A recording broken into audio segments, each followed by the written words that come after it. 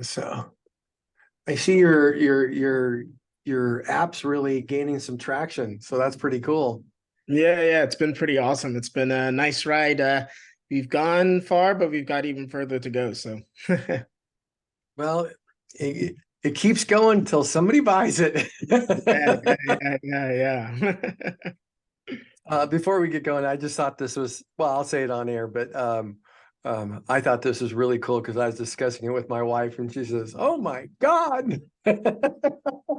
Yeah, it's really interesting problem because everyone seems to have it, but no one seems to be solving it. So that's why we're around.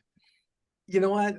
Quite frankly, that discussion's been going on before, we had streaming services. Mhm. I mean, that whole dilemma is right there. So let me go ahead and get started. So here's what happens. We record this without any commercials. So an editor comes in and edits things. So, during COVID, I had somebody had their dog walk by and stuff like that. Actually, I had most people that watch it streaming were like, "Oh, that was cool." Yeah, But those things get edited out when it comes to the real show and what gets syndicated or through our syndication group. So got it. let's see. And we basically run about a 10-minute segments. So we're just going to go to 10-minute segments, and then I'm going to say, hey, where can people get a hold of you? And I'm assuming that's Gatsby.tv. Yeah, so just go to Gatsby.tv or go to the app stores and download it from either the Apple App Store or the Google Play Store, and that's about it. Yeah. Cool. So I'm going to let you tell everybody about that. And with that, let's go ahead and get started. Let's Awesome. see. We got. Oh.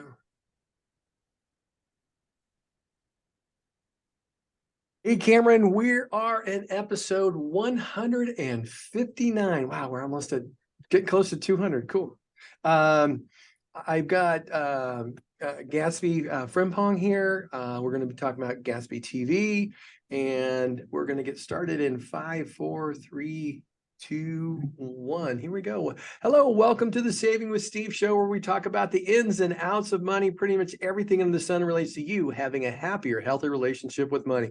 My name is Steve Sexton. First of all, hey, we're coming into the last month of the year. I want to thank everybody for sharing us with your friends and families. We're coming up on almost 1 million listeners worldwide now, so that's pretty cool. And again, hey, you can always go to Saving with Steve Sexton or savingwithsteve.us for all the shows and everything. But today we've got a treat for you. Just want to set the stage right here. Thanksgiving just passed. Christmas is right around the corner. It inevitably means spending time with your family that you haven't seen all year and being forced into some uncomfortable small talk. We all know this has been going on for decades. While you won't be able to escape them at the table, once you've gathered in the living room searching for where to find a show or movie to finally agree to watch, you know what? There's an app that you can save you time, rescue you from that small talk with your aunt, uncle, or cousin you so secretly despise. So, with that, I want to introduce everybody and welcome Gatsby Phil Pong, the creator and CEO of Gatsby TV. Gatsby, welcome to the show. Hey, thanks for having me. It was really interesting. I was talking to my wife about this, and she, that dilemma of, you have everybody over, and it doesn't matter whether you have a big family or small family, there's always that one family member or two that you don't know what to say. You're having that small talk and you're trying to think of something because nothing flows. And then when you get in front of the TV, it's like, hey, what do we watch? And it doesn't matter if it was like in the last 10 years when streaming was out. We can go back 30, 40 years. Everybody had the same dilemma. What do we watch? Hey, there's only 6 channels, but what the hell? What do we watch? That discussion continues. So I thought that was pretty cool. Now, let's start talking about what the universal problems that people have or experiencing on streaming platforms. And we'll just kind of go through there and we'll walk into what Gatsby TV does for everybody.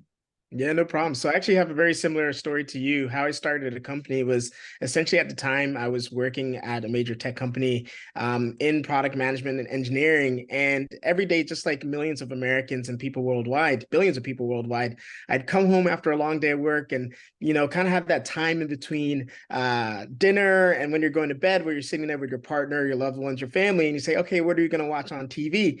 And I always sort of felt that this period always started this contention between my partner, right? Because she would want to watch something, I'd want to watch something else. We'd have roughly an hour or two to get something watched, and we'd spend half of that time, I feel like, just kind of going back and forth on what we want to watch. So I started to think to myself, I spend all my time at work trying to solve people's problems. Why can't I solve a simple problem like trying to watch a TV show, a movie with a loved one in a fast and efficient way? And so I decided to start the app. It's awesome. I can totally see that because we just had that discussion last night. So that's so cool. Now, okay, so help me understand, help everybody understand this. If you want, I've arranged for, you can share if you want, or could you just, want to walk through, verbally, because a lot of people listening on the radio, how the app looks, what it can change, what to watch, where to find what to watch, all that kind of stuff. Yeah, so the Gatsby TV app is a mobile app available in either the Apple App Store or the Google Play Store. So you can download it on any phone, essentially. And essentially, what it's supposed to be solving is that problem of trying to find something to watch. And so when I was thinking about why it takes so long to find something to watch, I was thinking to myself, it's not a problem of choice, because in the English-speaking world, we've got about 500,000 TV shows and movies across Netflix, Hulu, Amazon Prime, all these a litany of various TV networks. And so again, it's not a choice problem. The problem is that the right recommendation isn't there for the right person at the right time. And where our recommendations generally come from is you're, texting a friend, or you're at the water cooler, you're having brunch with someone and say, hey, I just started watching this brand new show. You should check it out. And so you make a mental note of it. But when you actually sit down hours later, days later to find something to watch, you generally forget the recommendations. So within the app, what would happen now is that when you're sitting at lunch or at the water cooler or texting someone, the person can go into the app and send the recommendation directly to you as another user.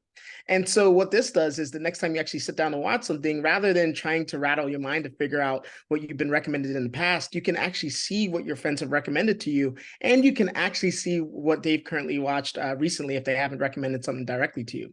So it gives you this sort of social way online to find things to watch that are interesting and see who's liked them, and then also let other people know that you've liked the TV show or movie also. Oh, this is like deja vu, because I just sit here going, yeah, because right now, if you really think about it, all my wife really does, because her parents watch stuff, her friends watch stuff. We like this series called Alone, and like we found out 3 or 4 of our friends watch it. They're a season ahead and all that kind of stuff. And you know what? She'll get 6 or 7 things, and she'll say, "What about this? What about this? What about this?" But if you have it on an app, it makes it so much easier because everybody can see it. So that's really cool. Now, so how does it help end the frustration? Because we've all gone onto Netflix and went, click show, click, okay, not that one, not that one, not now with it. Or even the same with the movies. You keep going, and it's like, okay, this doesn't seem like me. Don't like the romantic stuff. Need the action things. I want funny stuff. How does that work? Yeah, so essentially and there's plenty of features in the app, but one of the primary features in the app is this universal search. So you can say to yourself, okay, on this current TV, I have Netflix, I have HBO Max, and I have Hulu. I want to search on these specific networks for a comedy that's also a drama, right? That's also rated A plus within the app.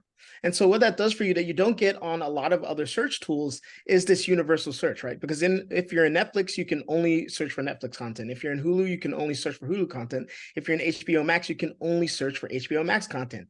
So it first solves that problem. Then the second thing it does is when you actually go into a TV show or movie within our app, it'll show you all the various ratings across Rotten Tomatoes, IMDb, and Metacritic. So you know if it's a good movie or not.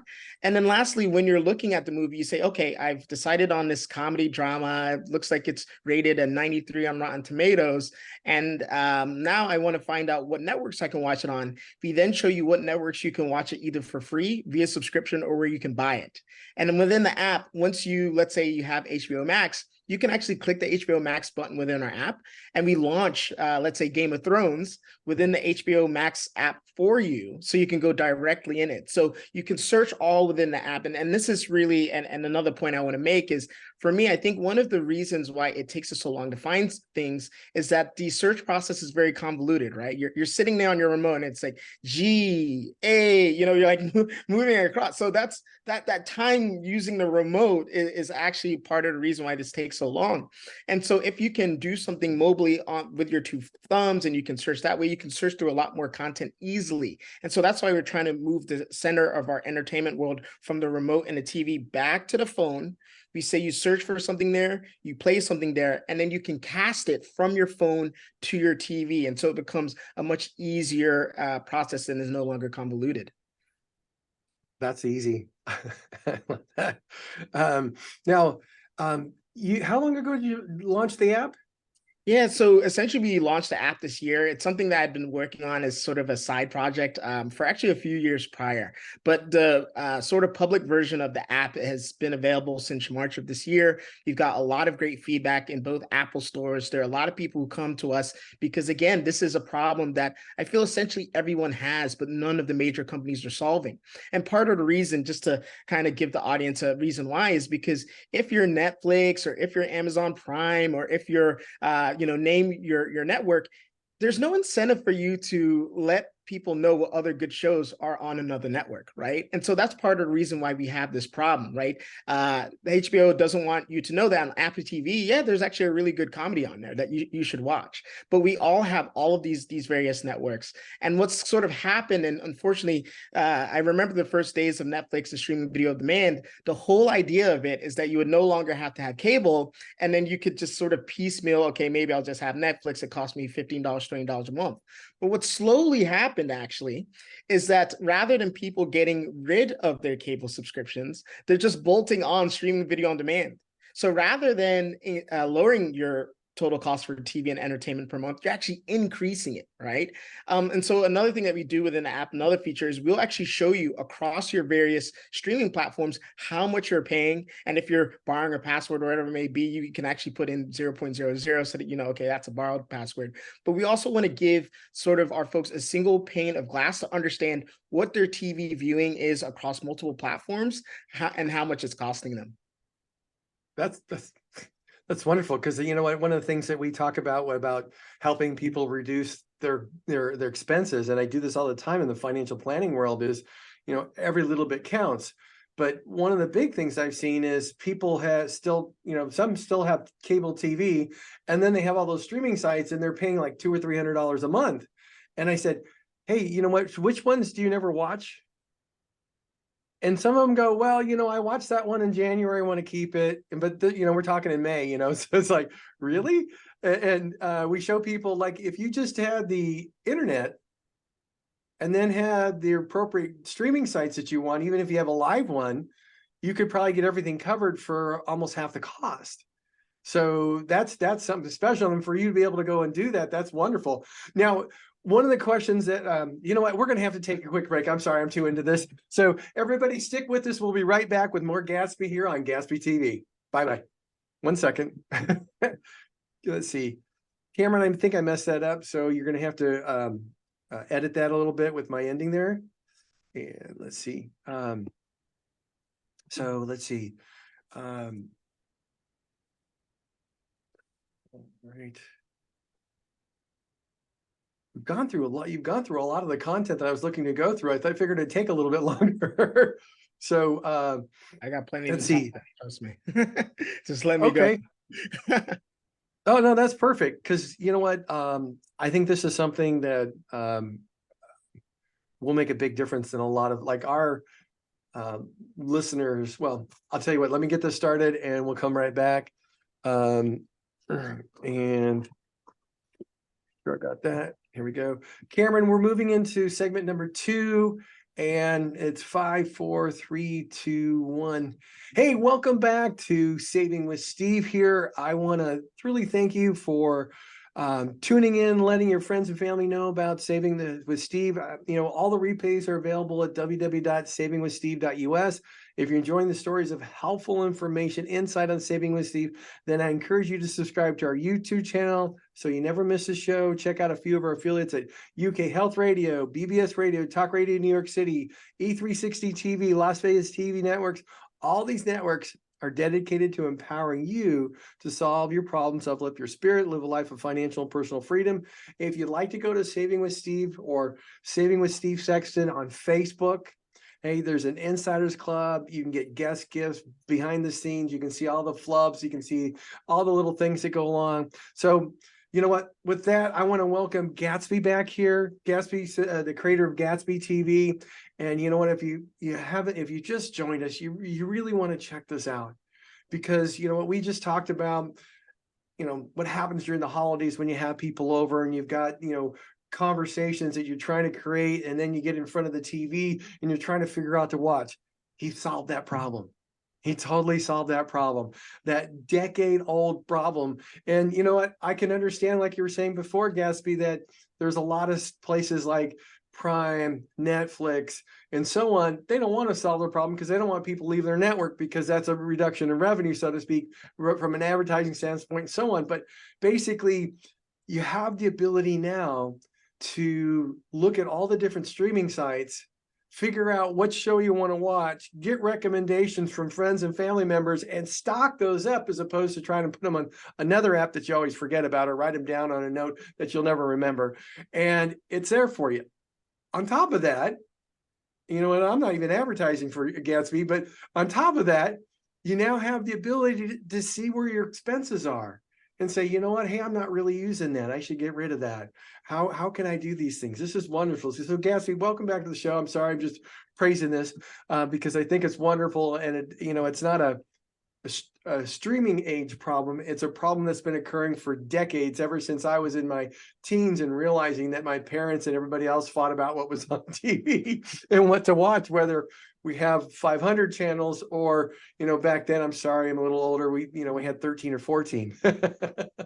So, back in the days when you watched the test pattern when you're little. So let's see. So could you just run past everybody again? Because I just got a note from one of the listeners who would like to know how they would go about on your app to organize everybody chiming in and saying, hey, this is what I'm watching. You might want to check this out. And then how they can go about reducing costs when it comes to the different streaming sites. Yeah. So in terms of the app, it's an entertainment app, but it's also a social app. So think of it as if maybe you're streaming video on demand apps and Instagram had a kid.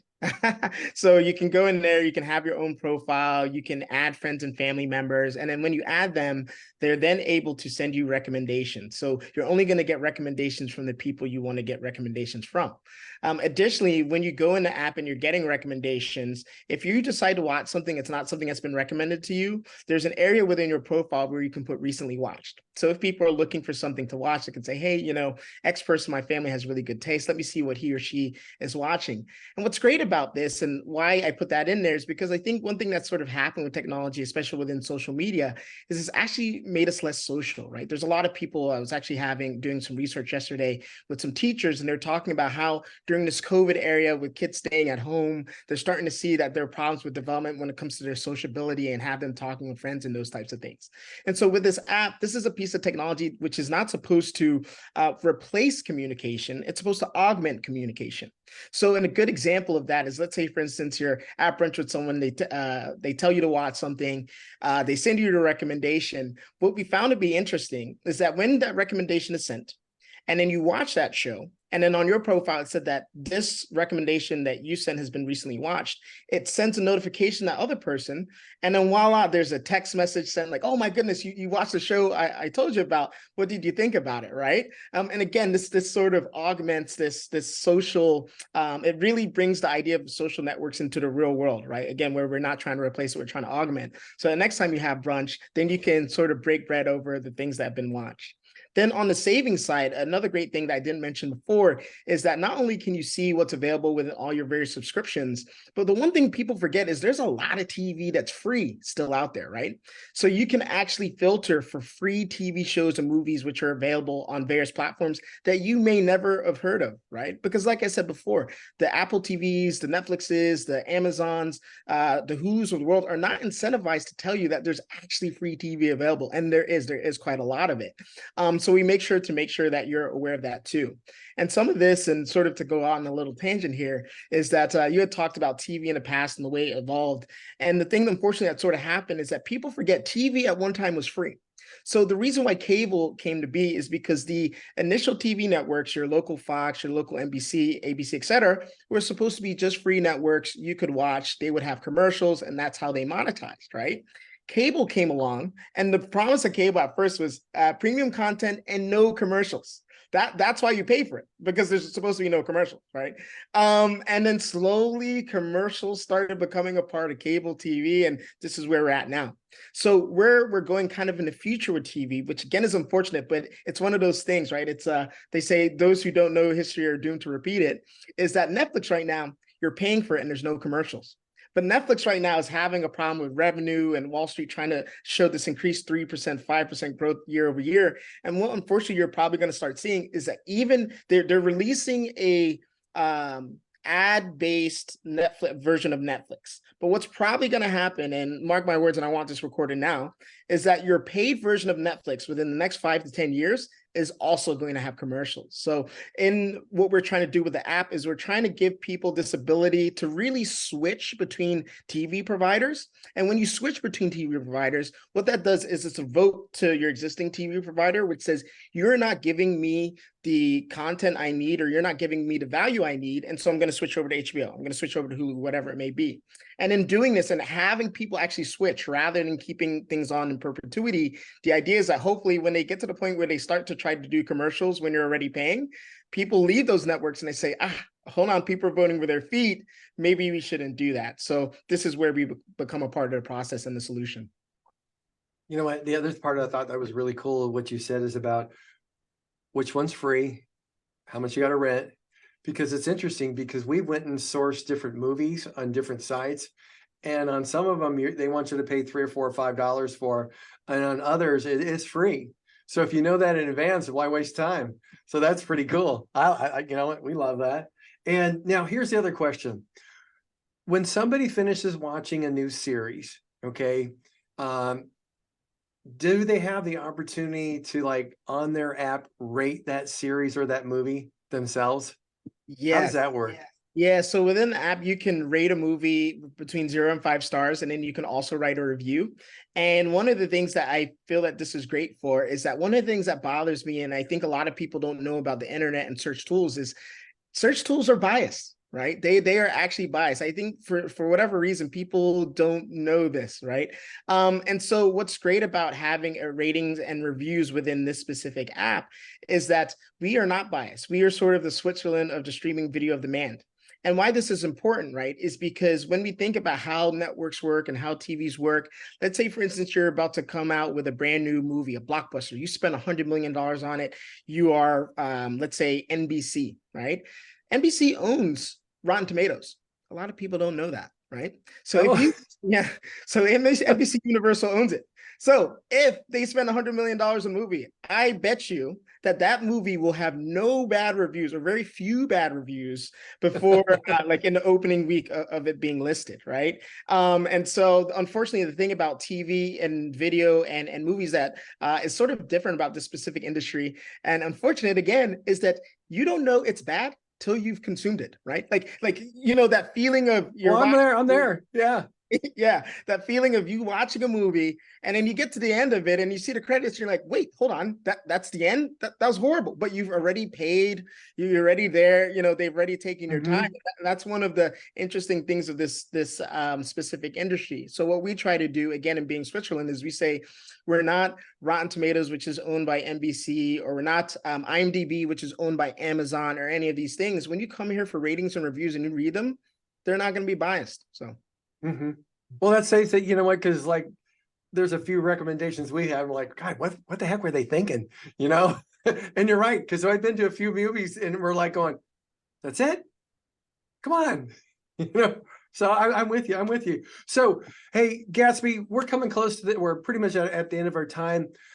I want to thank you for being here, but how can people get connected with your Gatsby TV app? How can they do all that? yeah, so in order to get connected with the app, either go to the Google Play Store or the Apple App Store and just type in Gatsby TV, Gatsby, space TV, and then we'll be one of the top hits there. Go ahead and download it. And if you're really enjoying the app, give it 5 stars. If you're not enjoying the app, then please do not rate it. But yeah, that's essentially how you find us. And again, it's a free app, so you can go in, you can find shows, you can search for shows. We don't allow the user to view the show within our app, but we do give you essentially the link within our app, which will open HBO or Hulu or Amazon, Netflix, whatever you name it. So it's an all-in-one app, and then you can go ahead and play it in the stream video on demand providers application afterwards. It's very seamless and it's all connected. So yeah, that's about it. That's great. Hey, you know what? It would be really cool somewhere down the road that when somebody buys a new TV, right in there next to Netflix and all those is Gatsby TV. I That think that would that's be the pretty plan. cool. That's the There, plan. there you go. So, hey, Gatsby, thanks again for being with us today. If you're interested in Gatsby TV, go to Gatsby TV, Gatsby.tv to learn more, or go to the App Store and look at Gatsby TV. Hey, I hope you have a wonderful Christmas. And again, thanks for being on the show today, Gatsby. We'll see you soon. All right, thank you. See you all in the future. Sounds good. Okay, that was perfect. Let's see. Let's do a little pause. Gatsby, that's wonderful. That's wonderful. Hey, let's see. Could I circle around and say 6 months and see how everything's going? Because I'd love Yeah, to have you back on. Because yeah. quite frankly, our demographics, 45 to 65, 86% female, which is surprising me being a guy and all that stuff. But Wonderful uh, looking guy. Maybe that's the reason why. I got a face for radio. Come on. So, but what I'd like to know is how things are going. We bring this out because I got a lot of response when I put out your profile and what was going on. A lot of, oh my God, they completely identify with what's going on. So it's really something. Hopefully, it really, really, really, really takes off because you're just getting going, and who knows, maybe 10 times your where you are. Are you still at a little over 100,000 or?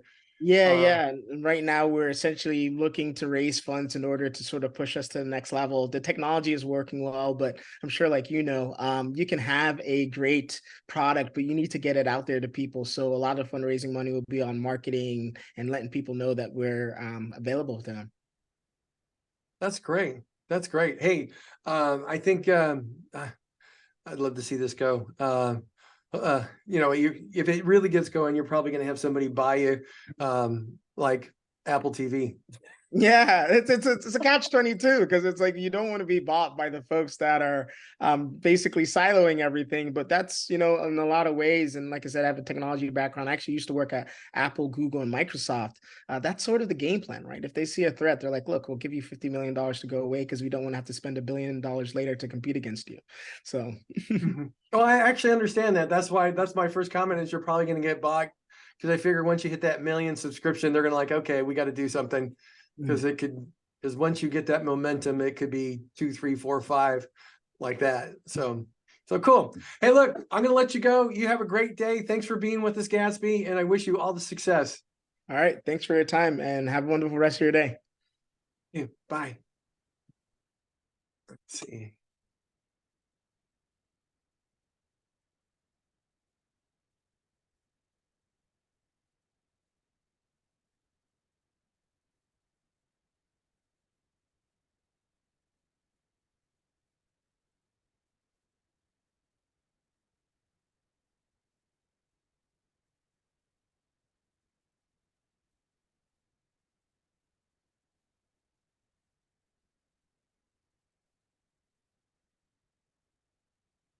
Wow.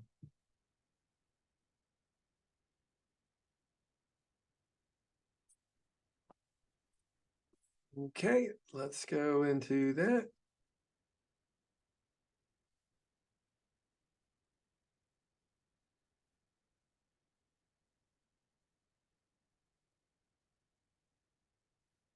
Okay.